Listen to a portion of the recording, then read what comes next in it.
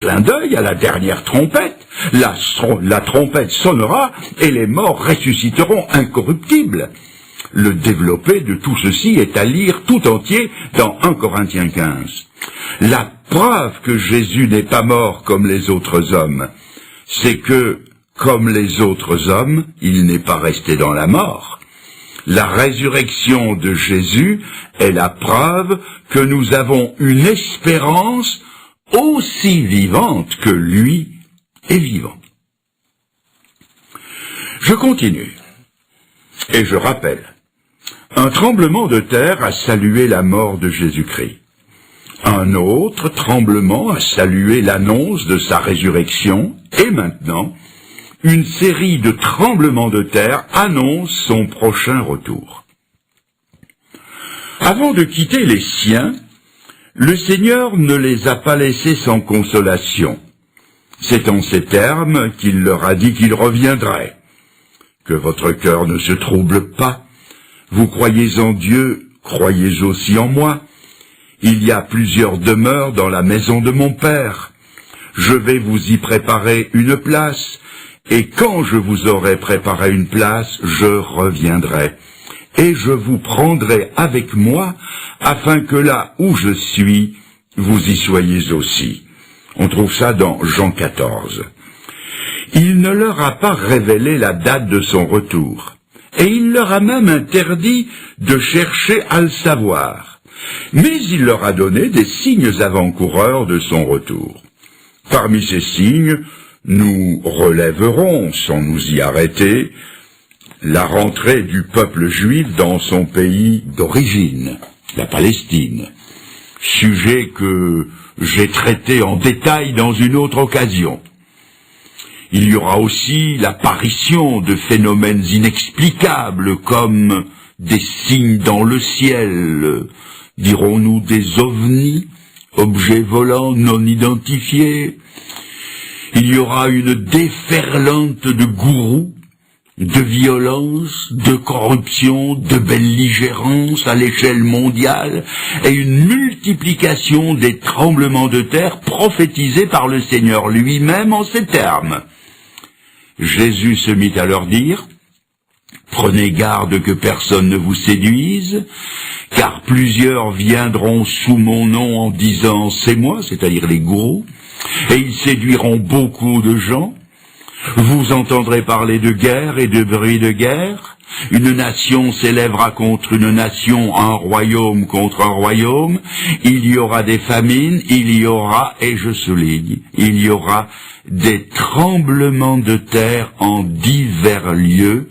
Ce ne sera que le commencement des douleurs. Je viens de lire cela dans l'évangile de Marc au chapitre 13.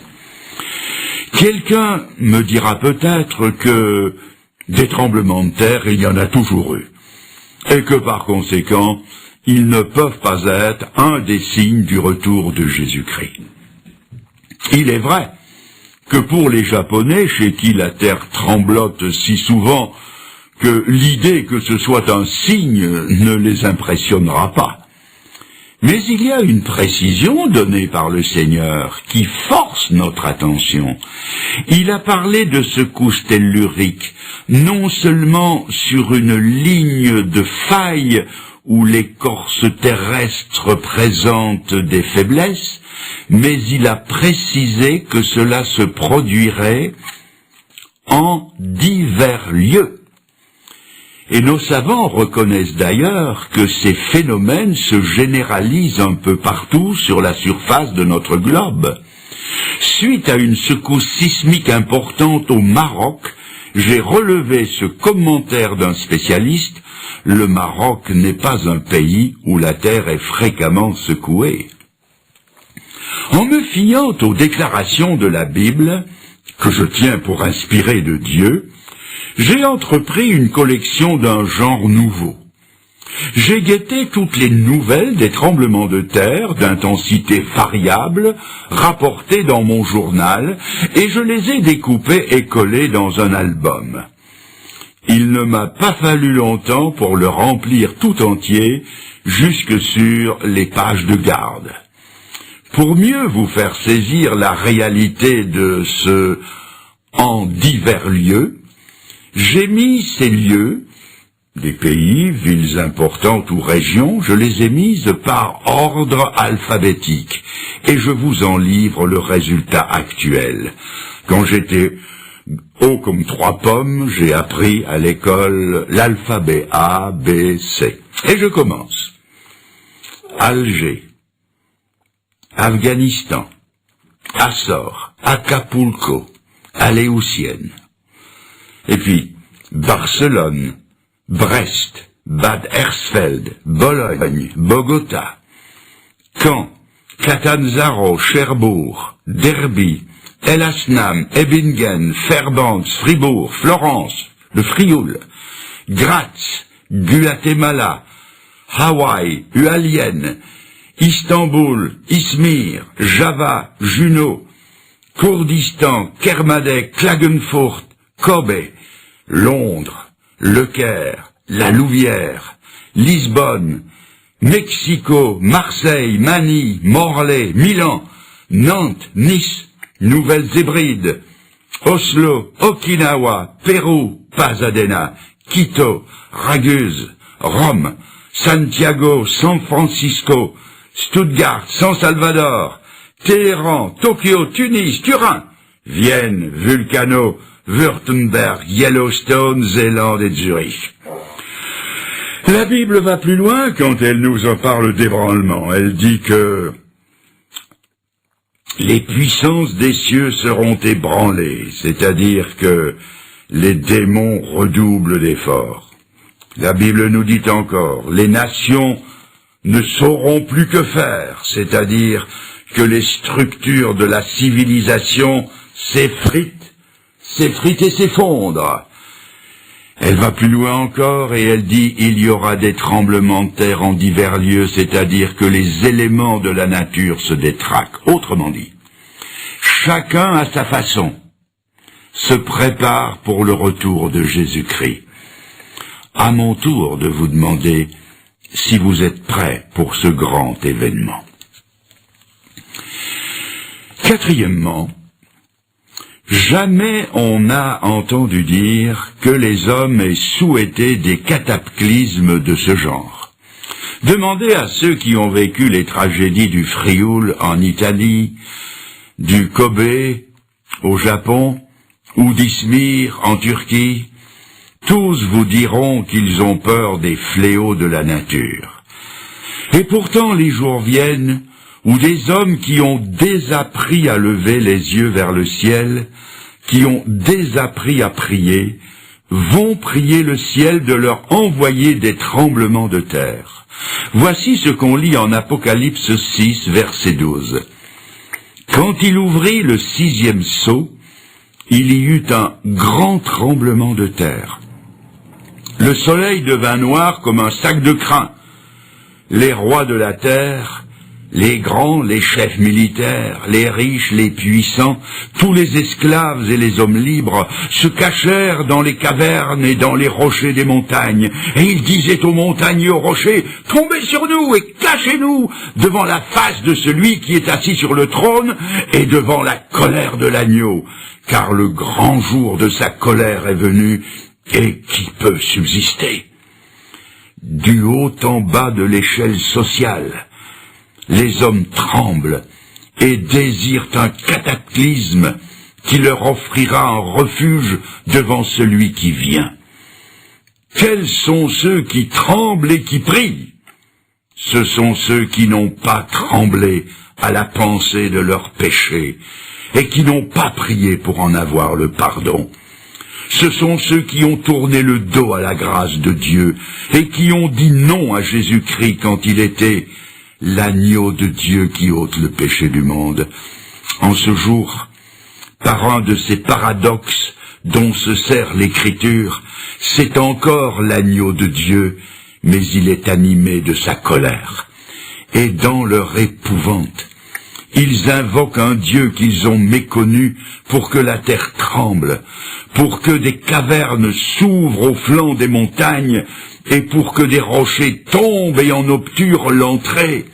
L'heure J du jugement a sonné et la terreur est telle que pour la première fois dans l'histoire du monde, les hommes désirent ce qu'ils ont toujours craint. Il y a quelques années au Chili, lors de violentes secousses sismiques, on a vu des hommes se jeter à genoux en pleine rue et demander au ciel d'arrêter le tremblement de terre. Ici, c'est le contraire. Ils implorent le ciel de leur envoyer un cataclysme qui leur paraît plus supportable que d'affronter le juste jugement de Dieu. Mes amis, si vous refusez le seul refuge que Dieu offre en Jésus-Christ, vous vous préparez pour ce jour-là. Il demande que les rochers se fendent, que des cavernes s'ouvrent au flanc des montagnes, qu'ils puissent s'y engouffrer, et que derrière eux des tonnes de matériaux tombent pour en obturer l'entrée. Mes amis, n'attendez pas. N'attendez pas que sa grâce se change en jugement et son amour en colère, mais que plutôt, comme pour ces deux femmes qui cherchaient le Seigneur en allant au sépulcre, vous entendiez la promesse. Pour vous, ne craignez pas. Je continue encore un autre chapitre. C'est le chapitre 4 du livre des Actes des Apôtres qui nous fait assister maintenant à une réunion de prière des chrétiens persécutés de l'Église des premiers temps, dont voici un abrégé à partir du verset 24. Ils élevèrent à Dieu la voix tous ensemble et dirent « Seigneur, vois leurs menaces et donne à tes serviteurs d'annoncer ta parole avec une pleine assurance.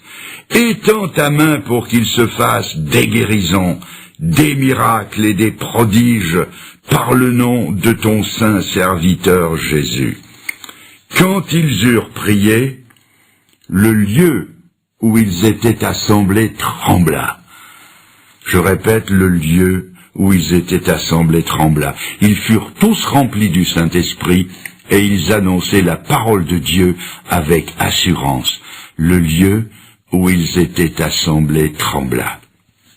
Un ami chrétien dont le ministère s'exerçait surtout au niveau de la cure d'âme et qui avait à combattre, comme le dit l'Écriture, contre les dominations, autorités des princes des ténèbres et les esprits de méchanceté dont parle l'Épître aux Éphésiens. Cet ami m'a dit un jour que, comme cela se passe dans les évangiles, un démon avait crié par la bouche d'un possédé. Écoutez bien ça. Quand les chrétiens prient, nous les démons nous tremblons. Et en réponse à la prière de ces chrétiens de la première heure, l'enfer a dû trembler au point qu'un tremblement de terre limité a secoué le lieu où ils étaient réunis. Voyez-vous, les premiers chrétiens croyaient à la puissance de la prière. Pour eux, la prière ce n'était pas un rite, c'était un besoin. Ce n'était pas un petit acte de piété, c'était un impératif. Ce n'était pas la récitation monotone de prières apprises par cœur, c'était une conversation intense avec Dieu. Sommes-nous dès lors étonnés que l'enfer tremblait en profondeur et en surface, et que les premiers disciples sortaient de là remplis du Saint-Esprit pour annoncer la parole de Dieu? Je veux maintenant vous transporter au ciel par la pensée et par la Bible et vous faire voir ce qui se passe au ciel quand sur la terre les chrétiens prient. Dans l'Apocalypse au chapitre 8, versets 3 à 5, l'apôtre Jean nous transmet une vision céleste empruntée en partie à l'Ancien Testament. Je lis. Je vis les 7 anges qui se tiennent devant Dieu, et un autre ange vint, et il se tint sur l'autel, ayant un encensoir d'or.